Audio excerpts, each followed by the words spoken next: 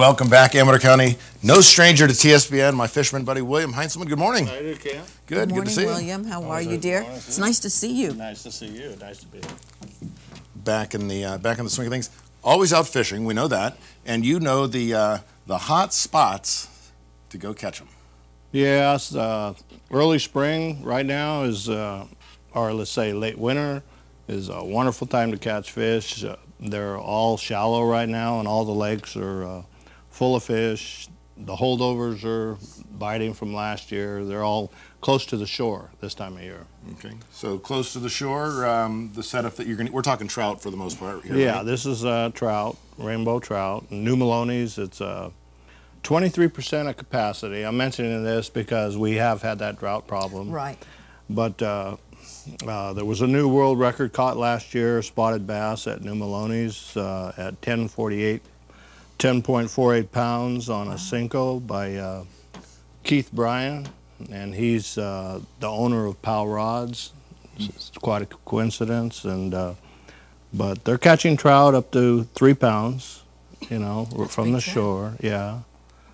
And that's New Hogan in Calaveras County. That's for stripers, of course. It's a unique lake, and they're getting a few stripers at 40 feet right now, vertical jigging spoons. But So you're just kind of sitting there in the boat? You're just sitting there like that. Whiffing? Yeah, finding them on your fish finder and vertical jigging, and it doesn't always work. You gotta catch them while they're feeding. Okay. You know, so Is if you can find them. Like twerking? Yeah, twerk your lure. There's a shot we got there. Where are we at in that shot there, William? That's at Lake Pardee. Okay. Wow. So that's a combination of kokanee, channel catfish, and there's a bass there, and rainbow trout. Now, William, can I ask you a question? Does this drought or the warm weather or whatever, does that all affect the fish's natural habitat or their daily routine, as they say? Well, the warm weather? Yes. Yeah, the temperature definitely affects fish. Fish react to it in different ways. As the water cools, the salmon family come up closer to the surface. Okay. And the bass family go down to the bottom. Bass and catfish, they go and they spend their winter on the bottom. They're of the bottom lake. feeders. They stay there on the bottom of the lake because they become dormant, so they don't move around much at all. They don't use a lot of energy because their food source is cut off in the winter. You know, a lot of the minnows, they die off. Yeah. Little bait fish. Sounds like an ex-husband of mine. Wow, there's a nice. What do we got there? Wow. Okay, that's a German brown from Tiger Creek Reservoir, which is just up the road here, about 12 miles. At Buckhorn, and I went down there one day, and bingo. That's a beautiful German brown. How much are we weighing there? 7 pounds. Yeah, that's a nice fish. And Look at there's that. a lunker, largemouth bass. Yeah, that's at New Maloney's. Wow. And that guy's he's a guide, and he manages Glory Hole Sports, and he's a good guy. Yeah, any guy that manages glory holes. There's Jeff, our Jeff Tilley. Oh, good friend of mine. And he's holding up a Mackinac. That's a Mackinac, which is unique to Highway 88. The Highway 88 corridor compared to Highway 4 and Highway 108. Highway 88 is the only one that's got Mackinac. All the way up to Tahoe, right? Yeah, yeah. So all 3 lakes have it. Okay, what do we have there? That's a tennis shoe and a fish.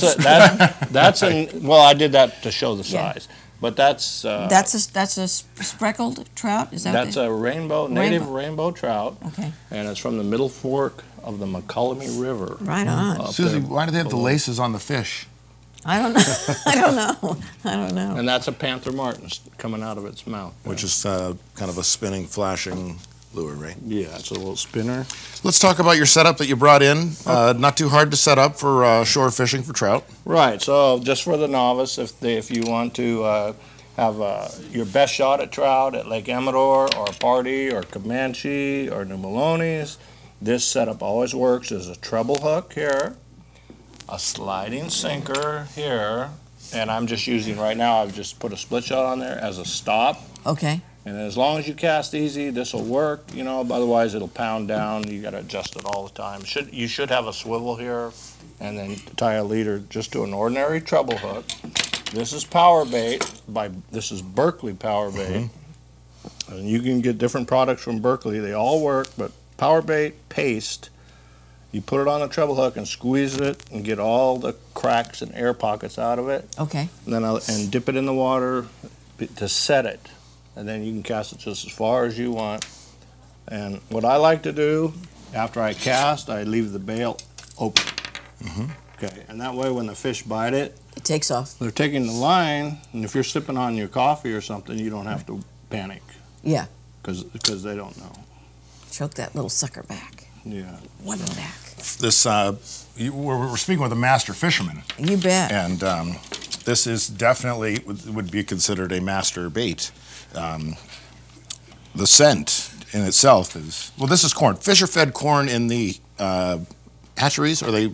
I'm sure that it's hatchery based. Yeah, I'm sure it is, because you know how you buy those pellets and yes, throw them out there and they just go crazy. Right. This has probably got some of the formula in it. And the different colors makes no difference. I don't know about that. I don't like to buy the purple, deep purples or like pink? That. I just, this chartreuse green, orange, rainbow, the rainbow speckle power bait, even though it sounds kind of like a silly color, it actually works. It's if there's a silly fish, you need a silly bait. It's just.